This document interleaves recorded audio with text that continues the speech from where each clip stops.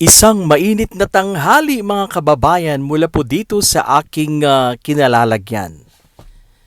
Kumusta po Pilipinas? Isang magandang umaga sa inyong lahat. Tayo po'y nagbabalik para sa isang reaksyon sa judgment na ipinataw kay Mr. Santoro Campo at Representative Franz Castro na sila po ay guilty sa kasong child abuse na ipinataw ng isang judge sa Tagum City, Mindanao na si Judge Jimmy Buko. Before we continue, gusto kong i-shout out ang aking mga followers at mga subscribers. Marami pong salamat sa inyong lahat. Shout out po sa inyong lahat. Sa mga Pilipinong nagmamahal ng kabutihan, marami pong salamat sa pagiging makabayan at sa pagmamahal sa tama at matuwid. Ang balita nga, that was 3-4 days ago na guilty sina Santoro Campo at Franz Castro sa salang child abuse sa mga batang lumad. Ang tingin po natin dito ay hindi makatarungan. Ang tingin po natin dito ay hindi tama. Ang verdict na ibinigay ay hindi tama. My dear friends, hindi ko naman gaano or personally nakilala si Madam Franz Castro. Ang pagkakaalam ko lang sa kanya ay isa siyang taong pinaglalaban ang mga naaapi. Isang taong ipinaglalaban ang mga mamamayang Pilipino, lalong-lalo na ang mga maliliit. Si Franz Castro ay hindi komunista. Siya ay isang tao na may pagmamahal sa bayan. Siya ay isang pinuno, representative ng ACT, Alliance of Concerned Teachers. Pinaglalaban niya ang mga mamamayang inaapi ng mga nasa gobyerno, inaapi ng mga matataas na tao at maimpluwensya. Ito po ang mga mangilan-ngilan na alam ko kay Franz Castro. Isang taong matuwid, isang taong mabuti. And hindi ako makapaniwala. I don't believe na gagawin niya ang akusasyong ito. Siya ay matulungin na tao at ayaw niyang merong inaabuso. This is a political persecution. Dala ng kapangyarihan ng kung sino man behind that verdict of Judge Buko. Ang aking opinyon, hindi tama. Hindi tama ang pronouncement na binigay o pinataw kay Franz Castro et al. Na ito ay isang case of child abuse. Merong isang tao na gusto silang madiin at inimpluwensyahan itong si judge. At itong si judge, dahil sa kanyang takot, dahil malaking tao to, kaya idiniin niya ang grupo ni Franz Castro. Yan po ang aking pong reaksyon dito, ang aking pananaw, dahil alam ko po si Franz Castro ay hindi gagawa ng kalokohan. Hindi gagawa, hindi mag-aabuso ng mga bata dahil taliwas ito sa kanyang pinaglalaban.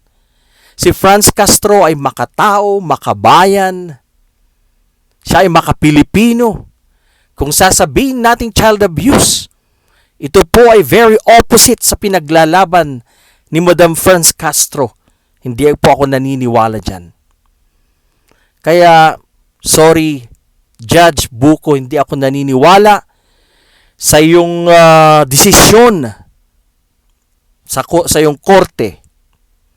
Alam kong sa tingin ko dito, na-impluwensyahan ng isang malaking tao dahil may galit kay Franz Castro ever since. Dahil sa kanya mga pagbubunyag sa confidential funds and the like. Kaya may nasagasaan si Congresswoman Franz Castro, kaya may galit na galit sa kanya. Yan ang tingin natin dyan. And even Senator Leila de Lima, former senator, ay nagbigay ng komento sa issue na to. Itong guilty na verdict na ipinataw kina Franz Castro at mga kasamahan. At gusto ko pong basahin sa inyo ang reaksyon ni former Senator Leila de Lima. At ito nga po.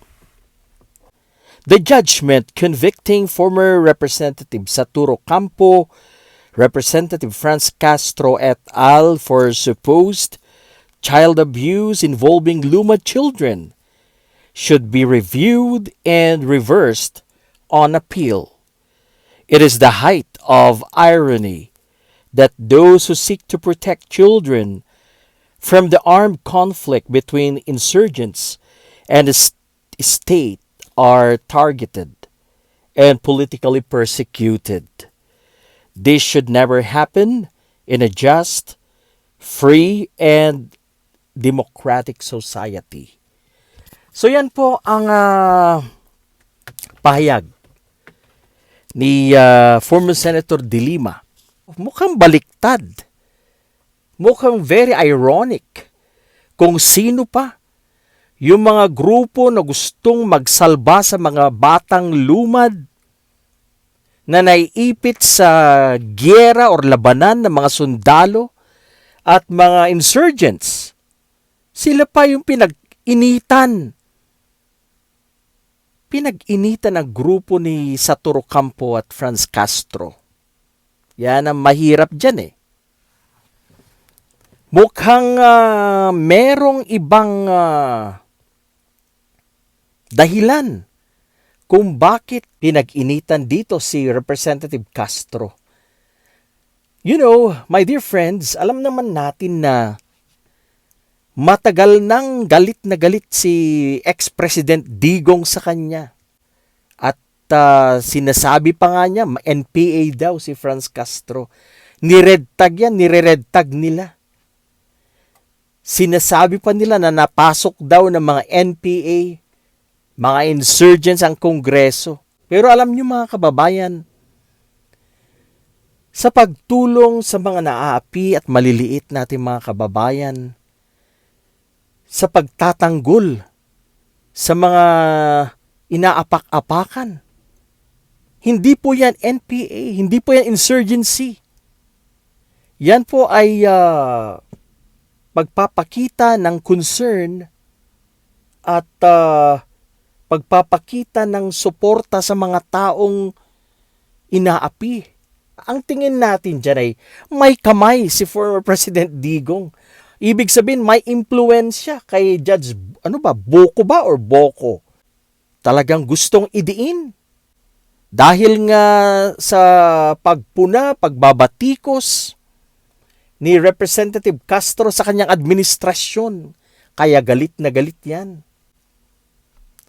Remember, kinasuhan niyan ni Franz Castro, Representative Castro, si former President Digong, at tapos tinasabi ni Pulong na huwag kayong onion skin. Sa tuto lang, sila ang onion skin dyan.